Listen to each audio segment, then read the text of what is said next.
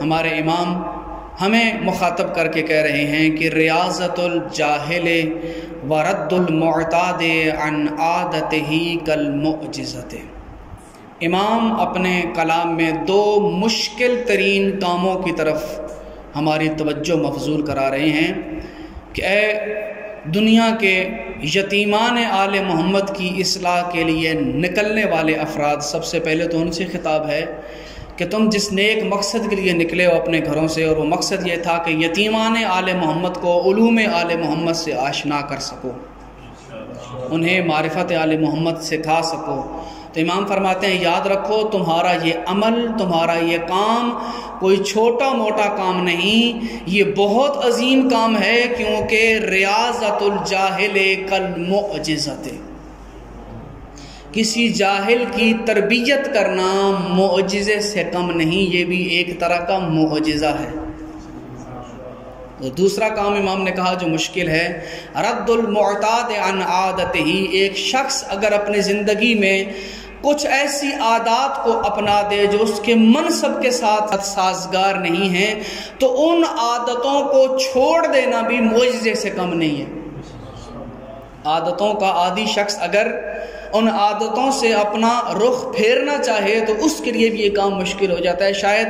اسی کے ساتھ تعلق رکھتا ہے نہج البلاغہ کا وہ کلمہ کثار، جہاں مولانا نے فرمایا کہ گناہوں میں پڑنے سے پہلے ان سے بچنا آسان ہے، لیکن گناہوں میں گرفتار ہونے کے بعد اس سے بچنا مشکل ہے۔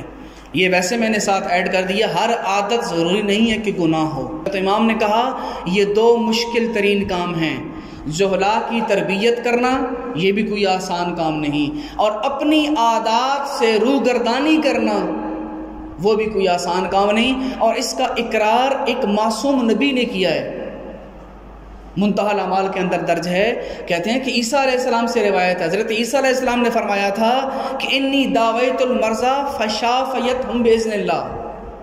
میں اللہ کا معصوم نبی ہوں۔ جب میں تربیت کرنے کے لیے نکلا، جب کوئی شخص مریض تھا تو میں عیسیٰ نے اللہ کے اذن سے اس کا دوا کا انتظام کیا، اس کے سر پہ ہاتھ پھیرا، وہ شفا یاب ہو گیا۔ مریض تھا، اللہ کے اذن سے شفا یاب ہو گیا۔ فرمایا وَأَحْيَيْتُ الْمَوْتَى بِإِذْنِ اللَّهِ، بندہ مرا پڑا تھا، میں نے ٹھوکر مار کے اللہ کے اذن سے زندہ کیا، وہ زندہ ہو گیا۔ لیکن عیسیٰ علیہ السلام فرماتے ہیں وَعَالَجْتُ الْأَحْمَقَ فَلَمْ أَقْدِرْ عَلَىٰ إِصْلَاحِهِ، اتنا قادر اللہ کا نبی اگر کسی جاہل کی اصلاح کرنے کے لیے نکلا، کہتے ہیں میرے پاس یہ طاقت نہیں تھی کہ میں اس جیتے جاگتے مردے کو زندہ کر سکوں، کیونکہ سوئے ہوئے کو جگانا آسان ہے،